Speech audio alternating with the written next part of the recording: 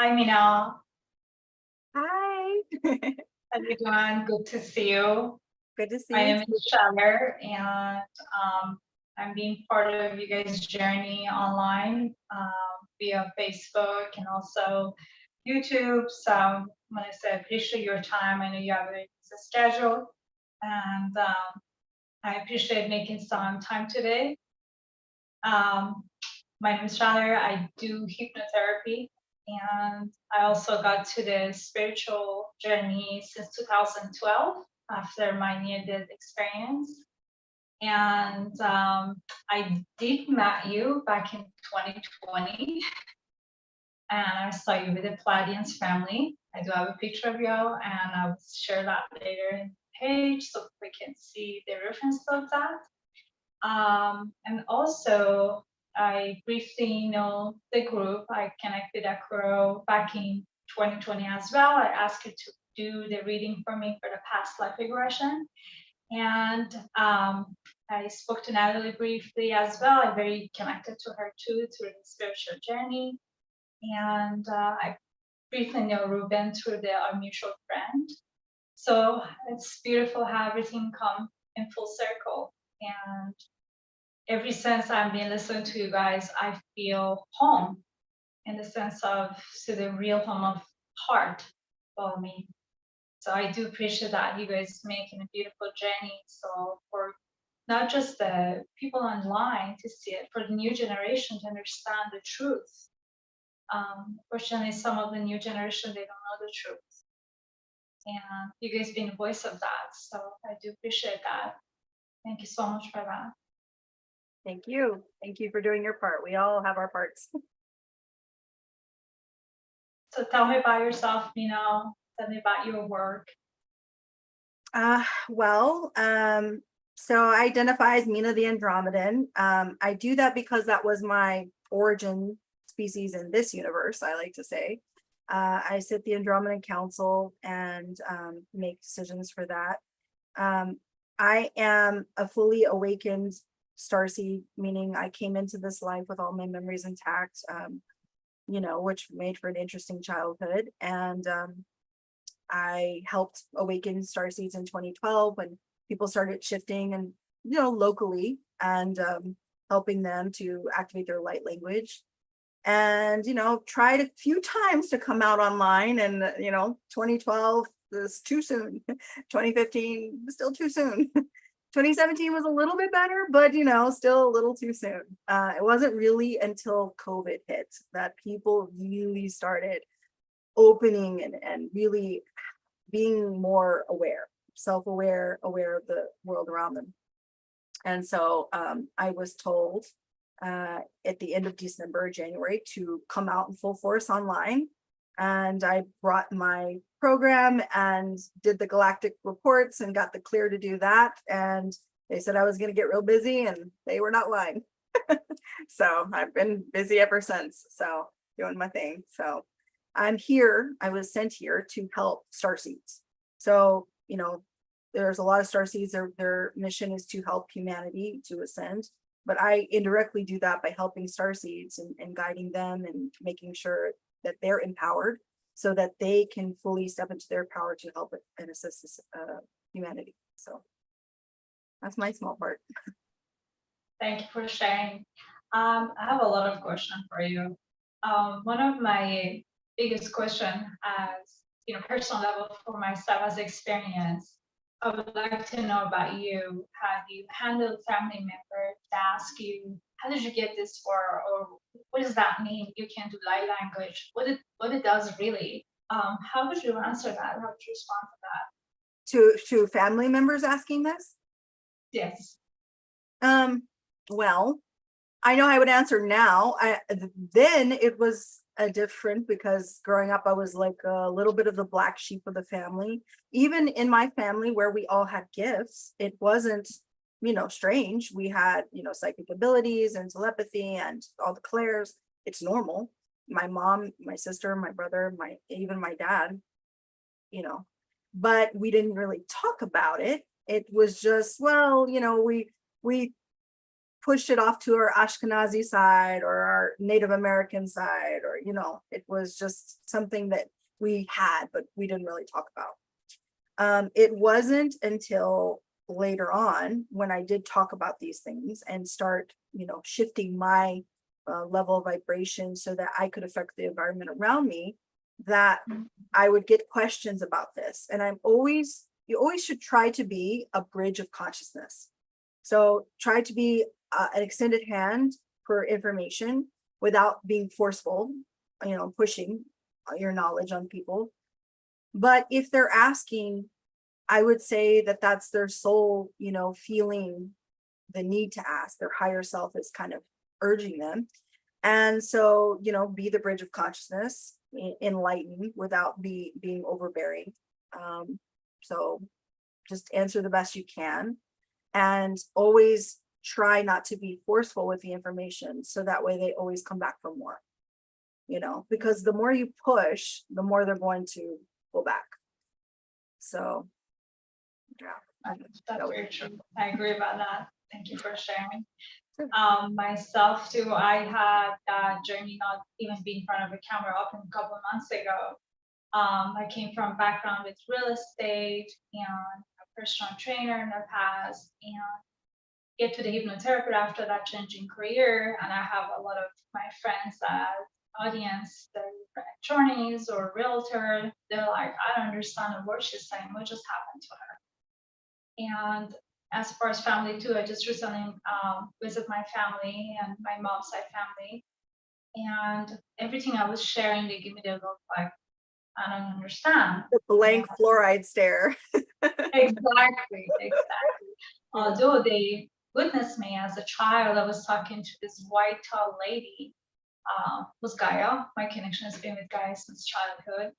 And they thought I have imaginary dreams, or I'm just having something else going on. As I got older, my mom thought I had schizophrenia, and we went to therapists. They're like, everything's fine, nothing is wrong.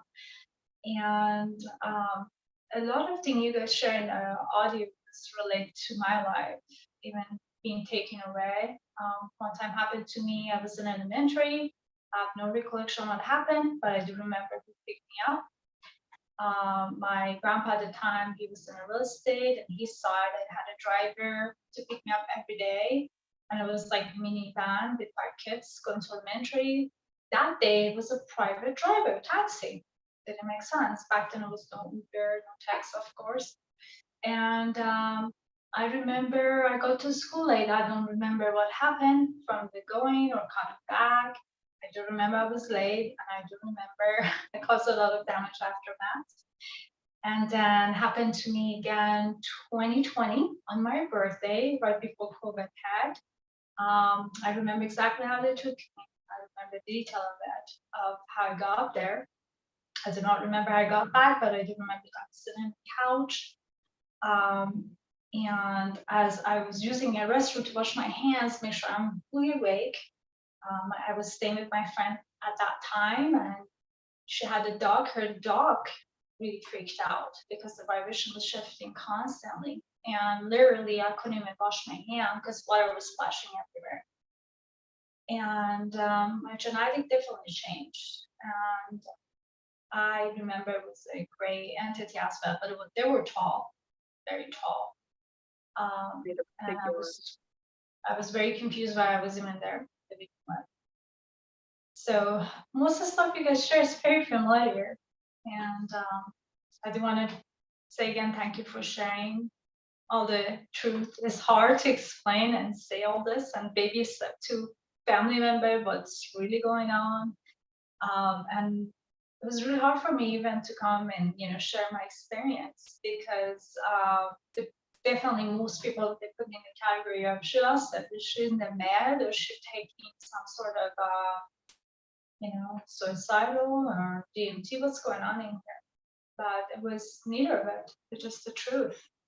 So my question for you, my other question is how we can moving forward, helping the new generation, especially the new DNA, the new star seeds, as Doris Cannon said, the new volunteer. So the biggest thing that I tell my clients with kids, and when I, who are starseeds, obviously if the parent is starseed, chances are the children are as well. Because we are not creating any more karmic relationships. As a starseed, when you're fully awakened, you've served all your karmic contracts. There are no more when you're fully awakened and fully embodied. So kids can create karmic contracts unless they are starseeds as well. So what I would say, and what I always tell my clients, is to make sure that you normalize everything. Normalize light language, normalize abilities, normalize not suppressing anything. So don't suppress your children's creativity. Don't suppress your children's, crazy wild stories or dreams or whatever they're experiencing, their imagination. Don't suppress it, because chances are those are real experiences they're having, and society as a whole constantly beats us down to say this is not real, this is not happening. You need to put childish things away. You need to stop with your imagination, focus on reality, and this is what reality is, when in reality the reality is not the reality. So, it's so make sure that you're being authentic to yourself, being authentic in front of your children. Make sure that they're being authentic and you support them, and really just be there for whatever things they're experiencing, and also take care of their health. Make sure if you're doing it for you, do it for them. I know it's hard to, get a kid to eat good, but if you normalize it and you make it a thing, it will become habitual. Don't give them fluoride toothpaste, don't give them fluoridated water, do the same things you would do for you to them.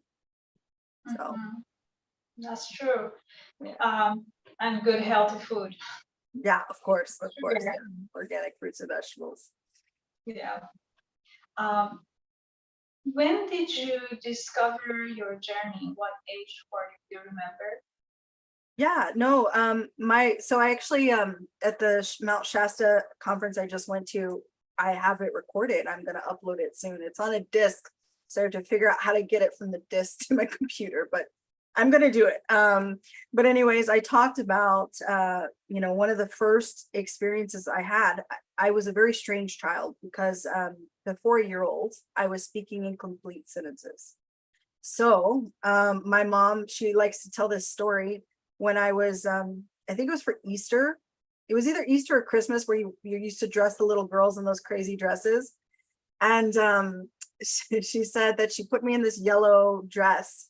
And she said, well, do you like it? And she said, I walked to the mirror and looked at it and turned to her. And I was like, I would not be caught dead in this. And I was not even a year old. And she was like, okay, I'm going to have my hands full. And she said, when I was 2, it's like 3 a.m, they found me on top of the roof, and I had pulled all the chairs and my table and babies, and I was communing under the stars.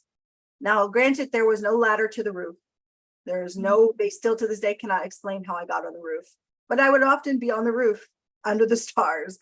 So I wasn't exactly a normal child.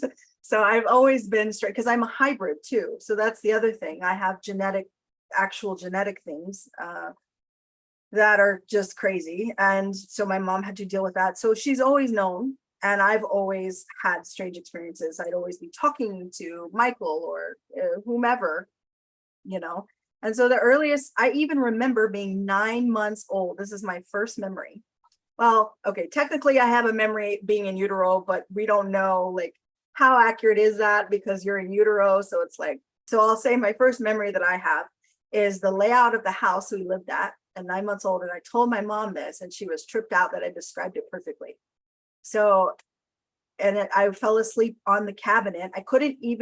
I was walking, but not walking by myself, but I would climb before I could walk. So she found me asleep on the counter, asleep in peanut butter and Kool-Aid with a wine glass. Oh boy. So luckily there was no wine, but I think I was bougie then too. So, wow. But the fact that I described the layout of the house still to this day at 9 months old is, pretty profound. So I think, like I said, when I say I've literally been awake, I used to tell her all the time, "You're not my mom." This is when I was a kid, and so probably And totally. how should you take it? How Yeah, did you- I mean, I was the oldest, so I think at first she was just like, "Well, then who am I?" And I always referred to her as my toddler mom because I found out actually she was my daughter in a previous life. So um I think she took it fine, but I feel like, I'm sure it probably hurt her feelings a few times because, kids just say the first thing because they're so close to the veil. They just say whatever, they're feeling, and it's no filter. And so, yeah, I probably said some things to her. I know when she went to Korea, I told her, "How could you do this to me?" at 2 years old. So I'm sure it was not easy to raise, I'm sure. So yeah, that's probably my earliest one is 9 months though. My earliest So one. by now she's pretty much used to Oh, every well, now everything she that- does as light language and channels herself now. So That's beautiful. That yeah, is so beautiful. That's she, awesome. yeah. It's So you very continue important to to have shift. support. If as long as you continue to shift yourself and shift, you can quantum jump into timelines when everybody is ascended. So Absolutely. Can you explain about hybrid? yeah. So there's different kinds of hybrids. In fact, that was what my talk was about at Shasta. There's hybrid souls, there's genetic hybrids, there's walk-ins, and then there's embodiments. And these are, I would say, different categories of how starseeds come in. And so the hybrid soul, which is what I am, just means that all my previous incarnations are intact and my memories are intact. So because they're intact, and when I crossed into the veil or through the Stargate portal of Antares anyway, I didn't forget. So because I didn't forget, I kept my abilities and even some of the genetic markers. So like I have some physical Lyrian traits, and I have physical Archangel traits, I have physical Andromedan traits, physical Pleiadian traits, obviously, and physical, Speakin and Procyon, and yeah, so on and so forth. So those basically, the other way you could tell, there's something called etheric numbers. Natalie actually does this, and she runs your etheric numbers, and a normal starseed has a range of up to 5.5. Hybrid souls go beyond that. So their capacity is much higher because they're literally operating with fractals of their ET self in this current embodiment, or this current avatar. What else? So you'll probably have memories. You'll probably have memories of past lives. You probably have gifts that manifest very much in the 3D, not just the 5D. So that's hybrid souls. Then there's genetic hybrids, which a genetic hybrid will not be able to pass for human. They're usually genetically modified, or eggs are taken from, say, a human host or a starseed, usually starseed, and taken to the ship to be inseminated and mixed with genetic, and the babies will be kept there and raised. And so usually it's consensual, but there are exceptions, of course. VNA doesn't have any qualms about breaking universal law. But I know many people that have hybrid children that are sitting up there, and they are very much hybrid in every sense of the word. Like you can look at them and tell they're not human. Yeah. But they do have the starseed genetics, the human genetics. Mhm. And then, of course, a walk-in is a soul that makes a pre-contractual agreement with another soul that does not want to continue their journey on Earth. And the ET steps in, takes over, and lives out the remainder of the contract, or the life, so to speak. A lot of that is happening now because it's a lot of work that has to be done, and not a lot of souls are up for it, because it's a lot that we have to do. And an embodiment can be any starseed that embodies or gets embodied by ET higher version of themselves. They can either be just for a short time embodied or longer periods, and it's all contractual and they're aware. Whereas a walk-in, once a walk-in leaves, they're no longer aware what's going on in the body. So that's just basic. Thank you for explaining. With your ability, when you're looking at anybody, let's say you go into a store, get some for sure, you should have the ability to just look in an individual cash register or anybody behind you and see what region there are, what hybrid there are. So hybrids are, I wouldn't say they're super prevalent. They are fairly unique. So they're not just everywhere, but they are a lot of them. I would say they're more prolific than, say, like a genetic hybrid. But whenever I go out, because of my speaking abilities, I can instantly tell when someone's a starseed. Instantly, I usually know before they know. My soulmate, I knew 2 years before she woke up. And I kept telling her, "You're a starseed. You're gonna wait." She's like, "What's that?" I was like, "Don't worry about it. You'll figure it out, you know." And so she laughed because she actually reminded me the other day. She was like, "You remember when you told me that I was a starseed 2 years ago?" She's like, "I completely forgot about that. Just like, and look where I am now." It's cool. So that's a speaking thing, a speaking ability. I can tell hybrids, but hybrids you can almost sometimes tell physically too. They usually have light eyes. They have very strong abilities. You can feel it from their energy and their aura. They just radiate. They also have energetic armor, so they have a certain level of protection, you know. So yeah, that's, I think, some ways you can tell. And memories, of course, they have their memories. So now, as we are talking about it, what origin or starseed am I? See, I really honestly think that you came from it. So Andromedans, if you're original Andromeda, it means you came from another universe. And I'm inclined to think you came from another universe so that you would be Andromedan. Now, as to which one, see, I'm leaning more towards my species because of Messier 31 galaxy, but we're pretty rare. But if not that, then definitely Titawan, because I definitely get a little bit of a shapeshifter from you. And that's what our species is, shapeshifters. And so are the Titawan Andromedan. So yeah, I think that's what I would say. It will be interesting to see when I do your chart. I can't wait. That's exciting. And to clarify about shapeshifter, can you put in the words so people that don't do the misconception of the low density?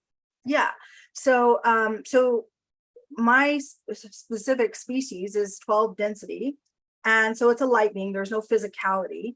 And so because there's no physicality, you can take shapes, and my particular species shapeshifts because we are like the diplomats, mediators, mitigators, master communicators for the race. So we for the Federation, we're always trying to help the underdog, or help in negotiations and things like that.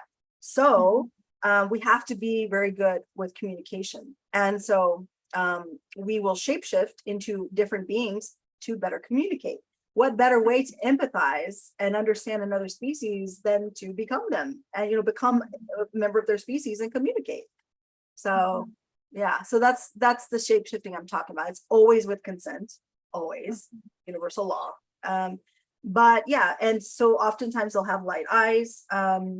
They can remote view, so you can definitely can drop into other beings with consent, of course.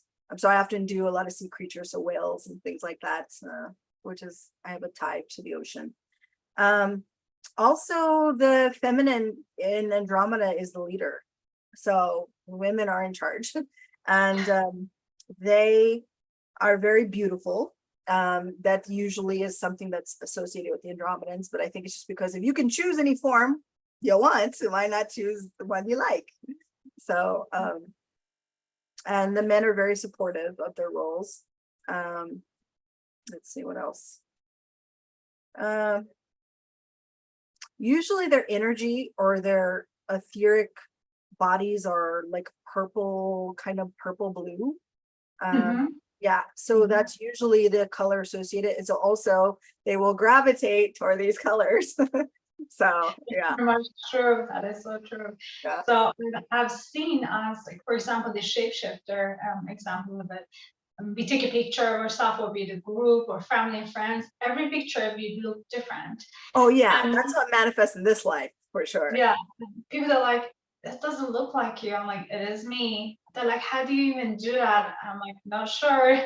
So that's one side of it. Or as what you explained earlier, when we go to certain places as a shapeshifter, we can tune into people's physicality, mentality, or hear their subconscious or inner voice. Did I pay my bills? Did I call this one? So, or if they have any type of pain, we can instantly see it. As far as remote viewing, we can wash the dishes, we can do the laundry, we can actually go to work driving, and we can access to 7, 8 things at a time, meaning seeing our friends and what they're doing, family, what they're talking about. And if somebody has health issue, we can actually feel and sense that as well. So this is part of being That, I would say that's actually more an archangel thing. Mhm. So there are some traits that do cross over, but back to how it would manifest in the 40 now. In the 40 is I've been called a chameleon my whole life. I can have many different hair colors and try different makeup, and I will, like you said, look like a different person in every single picture, to the point where people are just like, this is fake, blah blah blah, you know, and I'm just like, no, I swear, like, here's a baby picture, look.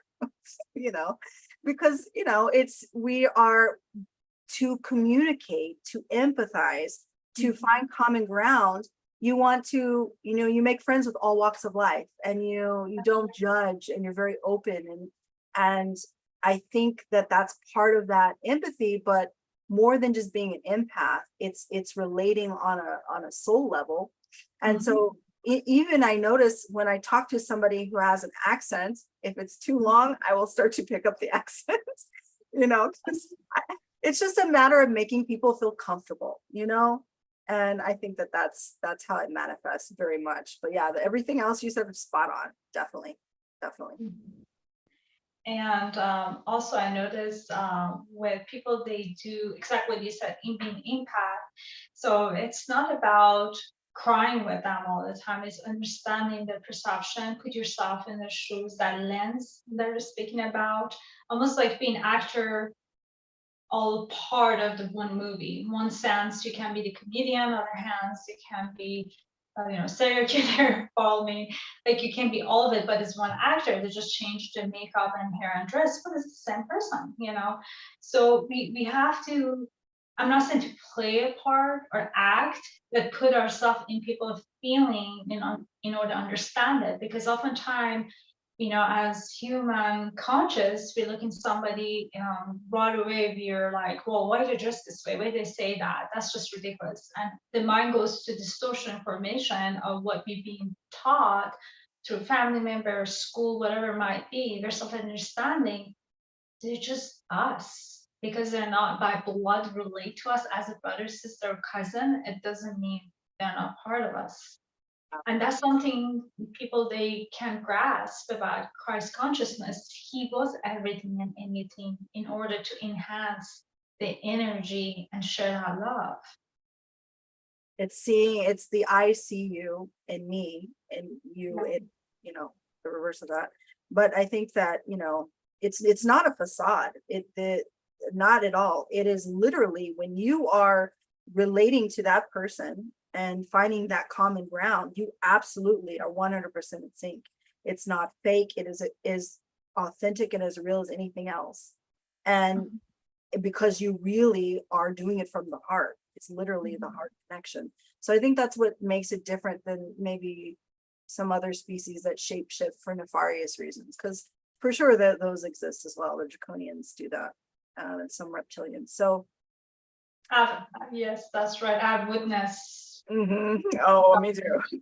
And interesting, because most people that have understanding in a spiritual community or friends or family, they're being woken somewhat.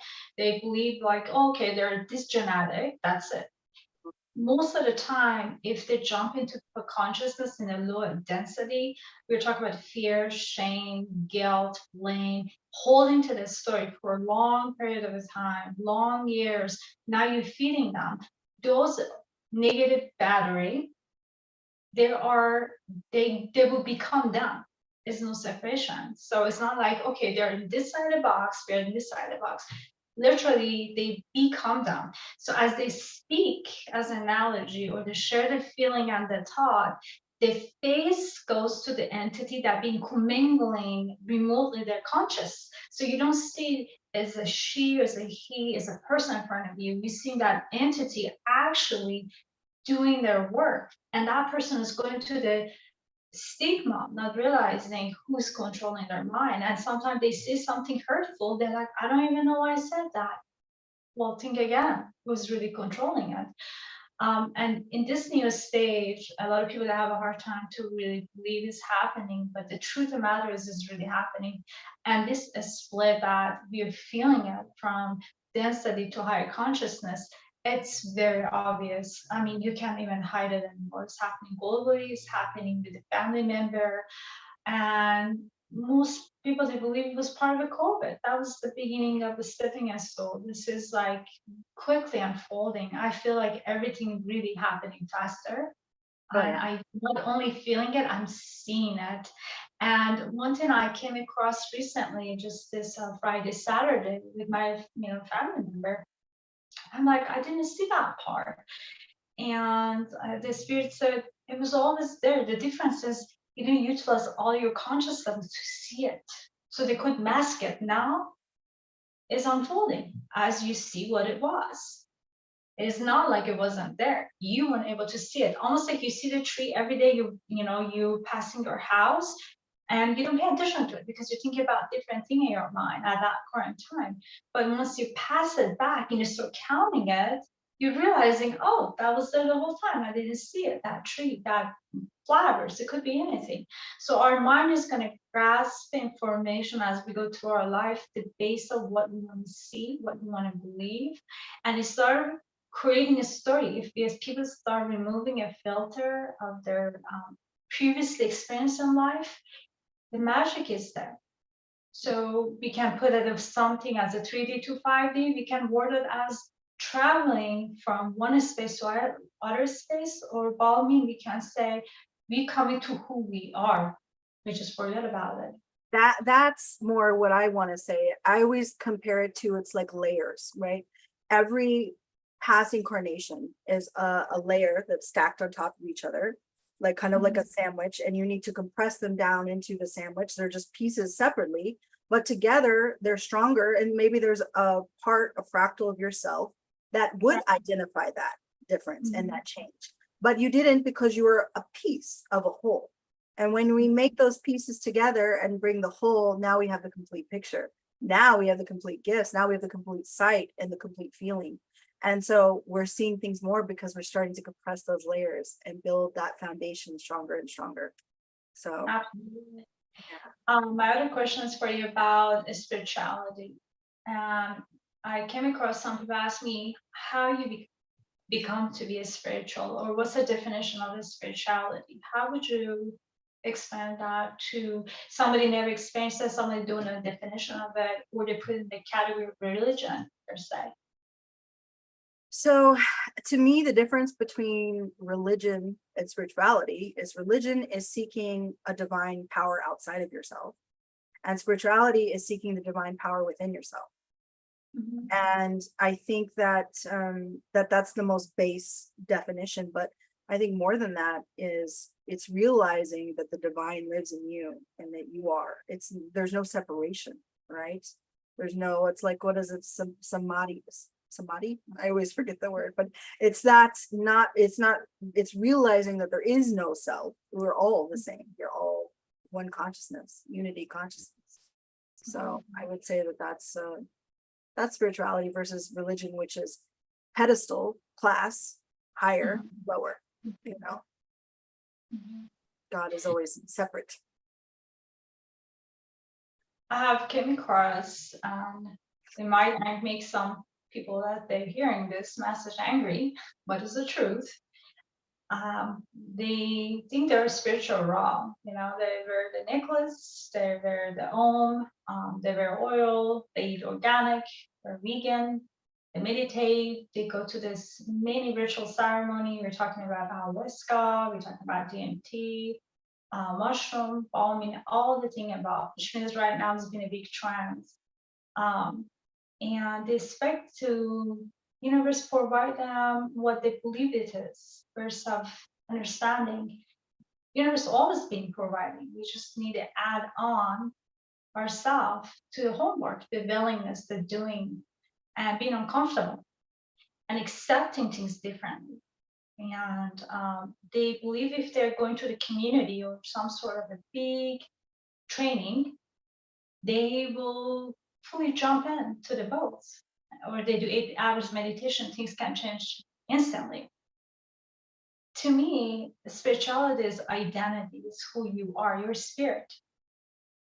By definition, is the understanding the job that you do daily, the uniform you're providing, you're wearing as a sheriff, as a nurse, as a doctor, as a teacher. It is not truly who you are. It's part of what you're sharing to others as a gift, as exchange, and you're providing for yourself and loved ones. And by going to ritual ceremony, wearing clothes and projecting the image, but when it comes to the practical doing daily, round the clock, if you don't provide that, you are, by definition, you're projecting the truth versus of the truth. You're creating audience to watch your new movie, but in reality, you're not being authentic.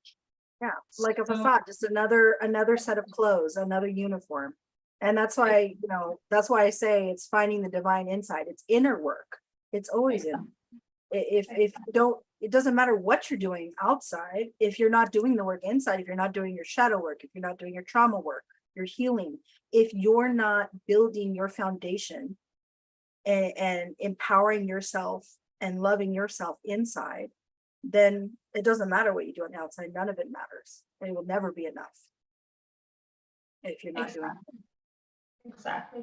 And I've been, part of so many people ask me, what kind of training did you do? What kind of school did you went to? And as just like yourself, it's been self-knowledge. School of hard knocks. Exactly. So that's been a different experience part of my life. I came across a lot of, old friends or family members. They're like, how do you know that? What made you to go that far? And they're like, okay, maybe if I take a journal every day, word of affirmation, maybe I sign up in this class and pay, 10K, 20K, then I get where I need to get. They're all great, but end of the day, the knowledge has always been inside of us. We somehow forget to forget, or by definition of chose or free of will. But end of the day, it's all about where you want to go with life. And let's say you have all those, or memory, how would you want to make a difference for yourself and people? And I've heard people saying, I want to get that next step. I want to be fully open to everything and loving. But when it comes to action, it's lacking. And it's just by definition, it's shining, but they're not doing the discipline. It is a 24-hour job. And when you fully understanding that the meditation is not just sitting and having some candlelight, you're meditating when you're walking, meditating, you're appreciating everything you see. You look in the cloud, you get messages, just like Native American, they used to get that. This is an ancient story. And just like a lot of even Buddha self, he was looking at himself to discover the truth, looking around and find out who he was. And his ear was bigger than his head because it was listening, not objectively projecting. So if everybody can start doing that, they get to their own gift. Every gift is different. That's why the divine color is different. They're orange, purple, blue, because they're all different, but doesn't mean one is lower, one is higher, is bad, is better. It's just different. And we chose that path. Your gift, Mina, is different than mine. I have symbolism of yours, your advance. I'm not in your level, but it doesn't take away what I have. And I don't compete, I don't compare, I don't hate. And one thing I realized about you guys' journey, this is a great exercise and reminder for people that are listening right now. You guys do share each other page. So it's not about look at me, see me, I'm holy, I figured it out, my life is peachy, every day I have everything handed to me. We're still going through our filter, we still have a daily life. And the point is in here to realize it and do something different than last day, or the moment is coming the next day, or that current time. And when we go to bed, when we're putting our head down, we're falling asleep, and starting thinking about how many bills I paid, she was hot, he wasn't hot, all the story people they create in their mind, and objectively they go into their beautiful Facebook and Instagram as they're watching right now, and judging every page and thinking everybody had it so good because that's a projection we were looking at, but we don't know what is going on behind the walls. And instead of just liking their page, call them, ask how they're feeling, think about them. Don't sit there and judge them, love them. And this is a part of awakening. This is part of a conscious level. This is part of a Christ conscious. That's how they can raise up. That's how they can be best version of themselves without sitting meditating 8 hours a day. There's nothing wrong with that either, but it's good to practice it around the clock every day, and start it with yourself and see things in different prosperity and different ways of how you're looking at life. That's how actually honestly I started and has not ended. And the moment we go into our old programming, or I want to call it human mind, I promise this spirit will guide you and help you. You just need to open your heart and see things from different perspective, and put a limitation of expectation minimal. Stop expecting somebody from magic universe is gonna hand you 1.5 in your pocket. Stop believing that you're gonna sit and sound when you're writing some notes and people are gonna give you whatever you're looking for immediately, or the spirit source. We have to do our own inner work. Absolutely. And I think that too, I mean, going back to, it doesn't matter, how many days, it's not about like how many meditations you can knock off, or how long you can meditate, or, if the quality of what you're doing is not there, it will be reflected. You're not going to have the downloads, you're not going to have the upgrades, you're not going to have those experiences, you're not going to be able to channel, you're not going to be able to do all these things, these gifts that are divinely yours, because you are standing in your own way. You're not doing the work.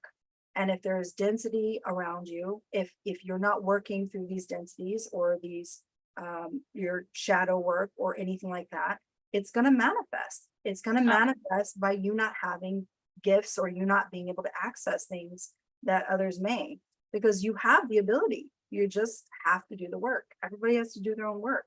That was the difference between, we're at the same road that the Atlanteans were at, technology or spirituality. And if we don't do the inner work, and it has to be quality work. You can't just, oh, well, I meditated 5 times today, I eat healthy, and I do this. No, you need to do more than that. You've got to really, be it and live it here. And whatever you're saying has to align with what you're doing. Otherwise, it's not going to work. Exactly. Or when you go, before you go to bed, as I was saying earlier, you feel in peace with yourself, knowing if you don't wake up the next day, when was the last memory you left behind for anybody around you, or whoever came across you? That is very important, because nobody gave you an email saying today's your last day. Yeah. We don't know. So it's very important that the path you're taking today, tomorrow, every day is coming nothing more than sincerity and love. And even with our gift too, my experience, I can speak for you, I have lost to gain. I don't know any healer that didn't go through turmoil or up and down in order to achieve their gift. Doesn't exist to sit in the RSVP chair and here it goes, here's the RSP, and hey, what else do you need? No, you have to go through a lot of let going, a lot of challenges and changes, so you can see your strength, to see what you're looking for in life, why you even achieving these goals, and create a humbleness, because it even happened in the century. Some people, they create a cult, some people, they forget who they are, and the ego speak more than the heart. I witnessed that. I witnessed that with so many documentaries in the past, and people, honestly, I really did cry a lot. They hurt me a lot, because we worked so hard to be where we are. And it's very nice to be humble. Humbleness is a frisk in anything, in success Yeah. of this journey. humble, but I always say modesty over humble, because I feel like humble is like the bad version of the truth, because you want to be truthful and still be authentic. So I say modesty, because I feel like humble is like almost like the negative side of truth, because it's like you can't shine. And then that's not what you're saying. You can shine and be authentic and stand in your truth, but while remaining modest and and realizing that you're equal with everyone. Right. Like, for example, if you're achieving audience to come in and seeing us or yourself or anybody, any job they have as a coach, as a life coach, as a healer, and it could be anything. You don't feel like I'm top of the mountain and you all need to bow for me, go sit in the back, make an appointment. You don't give people attitude. Understand, you started from sitting the same chair and then you achieve your success step by step. Yeah. So Yeah, that's why I always say I'm a sign on the side of the road. I'm just a guide, I'm just like saying like, go here, go there. Like that's my job. It's just a job like anybody else's. Everybody has their role and none is better than the other. None. absolutely. And how would you describe a manifestation? Well, so I've never really been too much into numerology, but I recently at Mount Shasta met a really interesting Lyrian. His name was Darius, and he does numerology. And he did my numerology, and my numbers are 369. I've always been a master manifestor, and my family always say I'm the lucky one, because I always will go and win every prize or whatever contest I enter in. And I think that's wise because it's the 369. But when you're talking about manifestation, when thoughts, feelings, words, and actions align, then you manifest. And it's also emitting the frequency and aligning with whatever you're trying to create. But it's not like you have to be like, okay, to be rich, then you need to to have the frequency of being rich. It's more about aligning with the frequency of gratitude, being grateful. If you are in a frequency of grateful, the universe will constantly give you things to be grateful about, because it will align. No visionary board. uh, No yeah. visionary board. We don't have to create a board and start gluing all the vision and idea like a law of attraction. Do whatever makes I honestly don't do that, and it seems to be working okay for me. So I make sure that my thoughts, feelings, emotions, and actions align. If those align, and I'm putting out the frequency of being grateful for everything, then the universe matches. It meets you. It always meets like with like. It's a little bit of law of attraction, but not. I feel like not in the way that they thought. I agree. I don't do that either. I do believe that exactly what you said, as long as the heart is centered and the mind is clear, you create a manifestation, and oftentimes they show you prematurely through the number of license plate, or you see the same car over and over. You're like, I was just thinking about that. Well, your DNA replicated through the matrix and projecting what you're thinking at current time, and the number is related to our DNA code. I think is out of that word, but it's right here. Everything is in here. So, and I do believe when your heart and mind is open, definitely you can create beautiful thing, magical thing.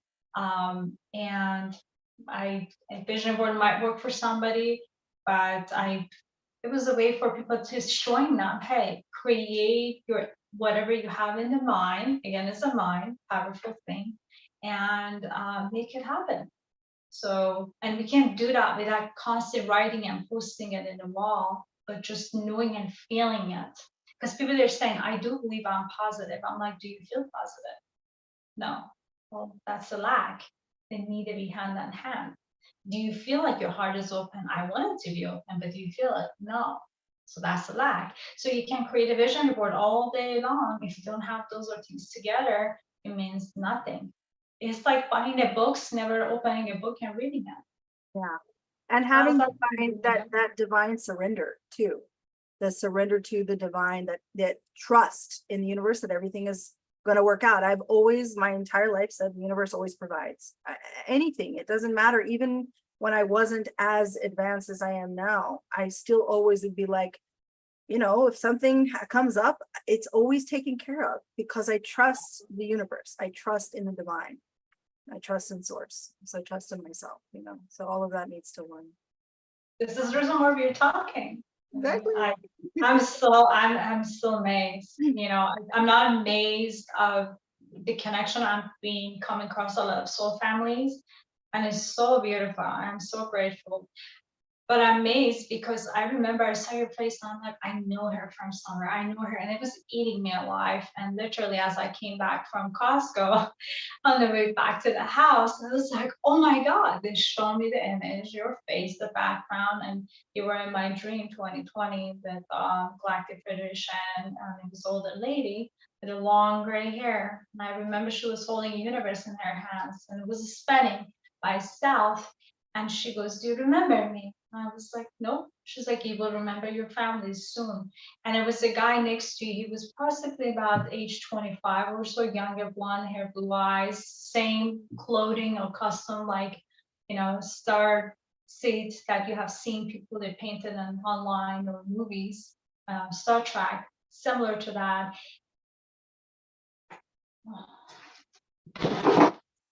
You went Oh my God. sideways.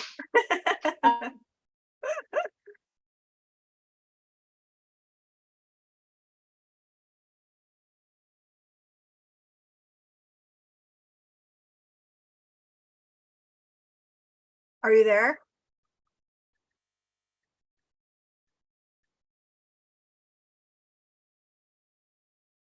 Oh no. Technical difficulties. Oh my gosh. It's already.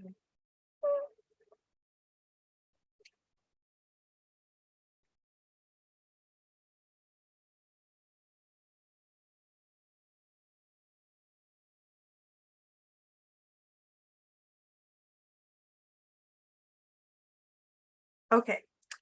All right. We will continue this. I'm actually going to hop off. I have a session.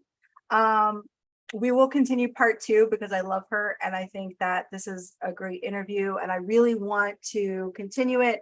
We have lots of interesting points and we've talked about a wide variety of topics and I feel like we can talk just all night long. So with that being said, I'll go ahead and end the live. I haven't been checking your guys' messages, so I don't know if you have left anything. Let me check just real quick to see if you guys have. Oops. Let me check just if you guys have left any comments or anything. I think her phone died. All right. I love you guys so much. Thank you for joining. I know it was impromptu. I didn't even tell you guys I was going live again. But yeah, I hope you enjoyed it. And I will be editing this. I may take it down and edit it to incorporate the pictures she's talking about that she dreamed of me back in 2020. So she's seen me and met me in the astral realm. And it's amazing. It looks just like me. There's been quite a few people that have had that experience and met me in the astral and, you know, that dream about me and have seen me. So apparently I get around in the astral realm. So thank you guys so much. I love you. And yeah, I'll see you next time.